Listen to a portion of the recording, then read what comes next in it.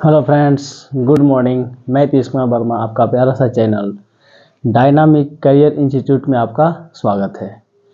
तो मैं आप लोगों को, जैसा कि मैंने केमिस्ट्री पढ़ा रहा था और केमिस्ट्री में भी बेसिक केमिस्ट्री पढ़ा रहा था ऑर्गेनिक केमिस्ट्री का, तो उसी लेक्चर को मैं कंटिन्यू करूँगा, है ना। तो पिछले क्लास में मैंने बताया था कि एल्केन से एल्किल ग्रुप बनाने के लिए मैं इस लेक्चर में बताऊँगा, है ना। तो देखते हैं एल्केन। सबसे पहले हम एल्केन लेंगे, क्या करेंगे, एल्केन। एल्केन है तो इसको हमको बनाना है एल्काइल। क्या बनाना है? एल्काइल। इसका फॉर्मूला देखते हैं, CnH2n+2 में अगर एक हाइड्रोजन को घटा दिया जाए, एक हाइड्रोजन को घटा दिया जाए तो आपका बनेगा CnH2n+1। CnH2n+2 एल्केन का, इसमें से एक हाइड्रोजन घटा देंगे तो हमारा बन जाएगा CnH2n+1। ये बातें ध्यान में रखनी है ना। तो जैसा ही इसको घटाते हैं तो इसका नाम हो जाता है एल्किल। और ध्यान से समझने वाली बात है कि इसका नाम हो जाता है R। इसको हम R से सूचित कर सकते हैं, इंडिकेट कर सकते हैं, यानी सिंबल इसका R हो जाता है। इसका फुल फॉर्म होता है रेडिकल। रेडिकल, इसको हम रेडिकल बोल सकते हैं, है ना, रेडिकल। यानी कहने का मतलब हो गया कि R = CnH2n+1। ये आपका फार्मूला निकल के आ गया किसका? R का। ये बातें ध्यान देनी है। R = CnH2n+1, ये आपका फार्मूला है एल्किल ग्रुप। अब R का यूज पूरा फंक्शनल ग्रुप में है, पूरा ऑर्गेनिक केमिस्ट्री में R का यूज होगा, समझे। तो इसको नोट करिए फटाक से।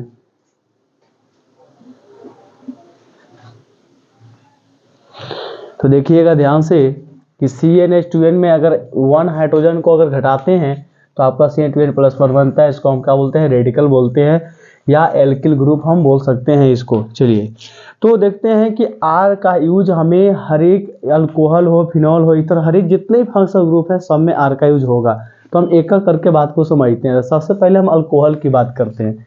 किसकी? अल्कोहल।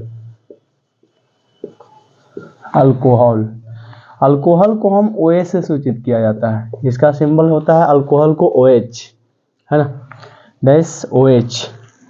अब इसको हम R दे के बनाए, इसको ROH, ROH, ये आपका हो गया ROH। यानी कि इसका नाम हो जाता है एल्किल अल्कोहल। इसका नेम अगर देखें तो एल्किल, एल्किल, एल्को, एल्किल एल्कोहल, एल्किल एल्कोहल। और इसका सफिक्स देखें, सफिक्स, इसका सफिक्स होता है ऑल। इसका सफिक्स क्या हो जाएगा? ऑल। और इसको बनाने के लिए सबसे बेस्ट तरीका कल बताए थे, एल्क प्लस एन, तो एल्केन बन जाता था। लेकिन इसका अगर IUPAC नेम लिखना है तो आपका सिंपल नेम हो गया, सिंपल नेम।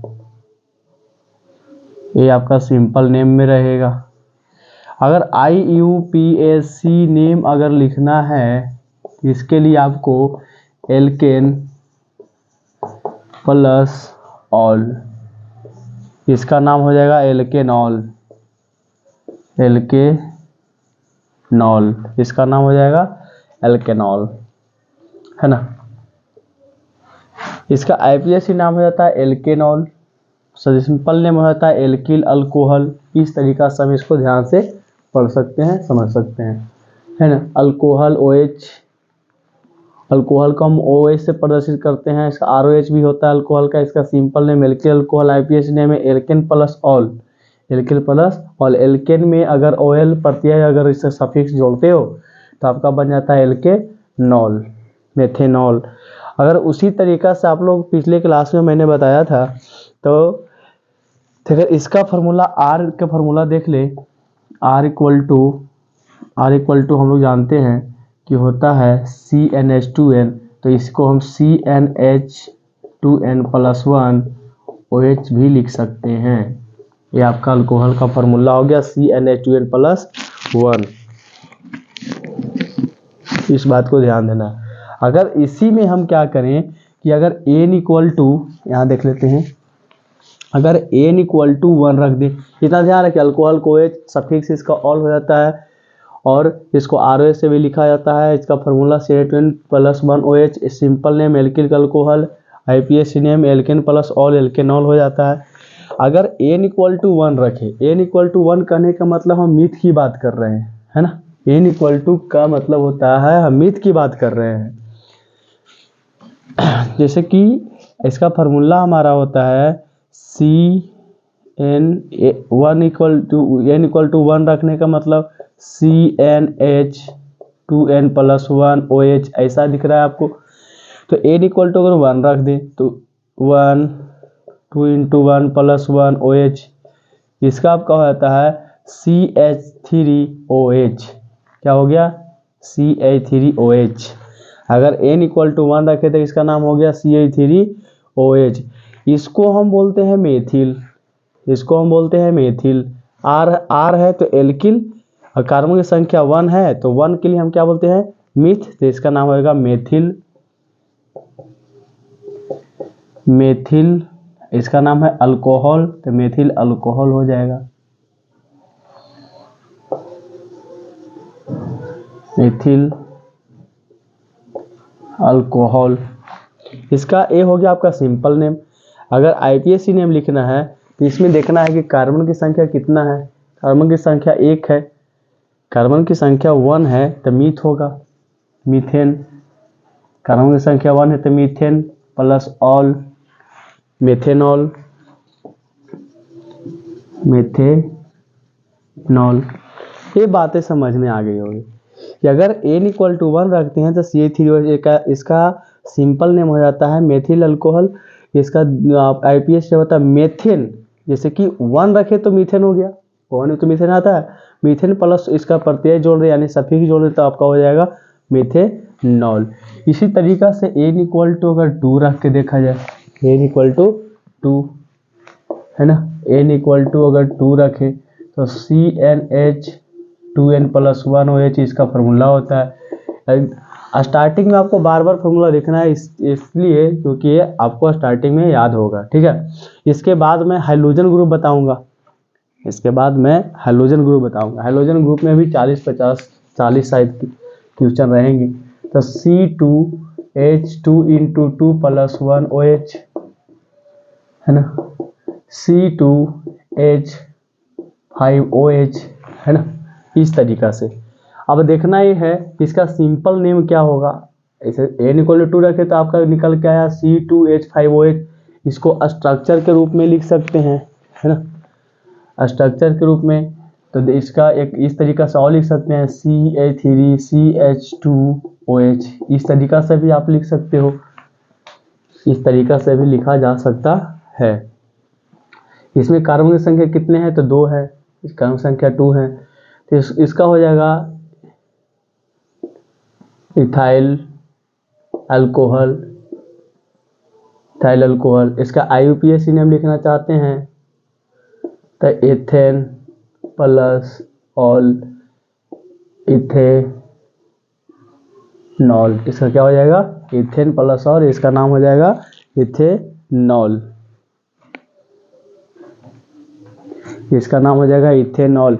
अगर एक तरीका से और लिखना चाहते हैं तो और लिखा जाएगा, जैसे कि देखो काउंटिंग कर लो 1 2 1 2। कार्बन की संख्या कितना है?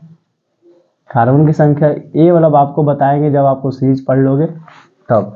एक आपका IUPAC नेम बनाने के तो आपको बता रहे हैं कि इसका किस तरीका से इसका डायग्राम बनता है, लेकिन एक आपको बताया गया है, आपको लेक्चर में बताया जा चुका है कि अगर उसका IUPAC नेम कैसे लिखा जाता है। जैसे कि एक एग्जांपल से आपको मैं बताता हूँ कि कैसे लिखा जाता है। CH3CH2OH, जैसे 1 2, तो उसमें हम ये बातें हम आप लोगों को IUPAC नेम लिखने के लिए पिछले लेक्चर में मैंने समझा दिया था। तो dynamic career institute YouTube channel पे सर्च करिए IUPAC नेम, आपको वहाँ से मिल जाएगा, पढ़िए जाके। तो यहाँ पे हो जाएगा जैसे कि कितने कार्बन हैं तो 2 हैं तो इथेन लिखेंगे, इथेन। कितने पे हैं, कितने पे OH लगे हुए हैं, तो 1 पे, तो 1 ऑल, क्या लिखोगे 1 ऑल। इस तरीका से भी आप लिख सकते हो, या इथेनॉल भी लिख सकते हो, कोई दिक्कत नहीं है। अल्कोहल की संख्या अगर 1 हो तो आप ऐसे भी लिख सकते हो, ऐसे भी लिख सकते हो, कोई दिक्कत नहीं है ना। चलिए n = 3 रखेंगे तो CnH 2n + 1 OH, है ना। तो C3H2 × 3 + 1 OH, यानी कि इसका हो जाएगा C3H7OH। इस तरीका से आप लिख सकते हैं, है ना। तो इसका हो जाएगा आपका प्रोपिल अल्कोहल, और IPA से लिखना लिखना चाहते हैं प्रोपेन प्लस ऑल, इसका हो जाएगा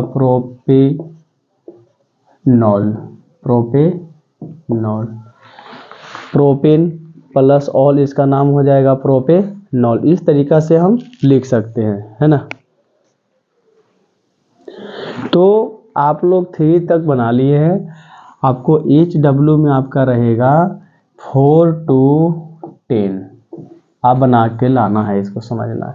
बस कुछ नहीं करना, नंबर बिठाते जाना है।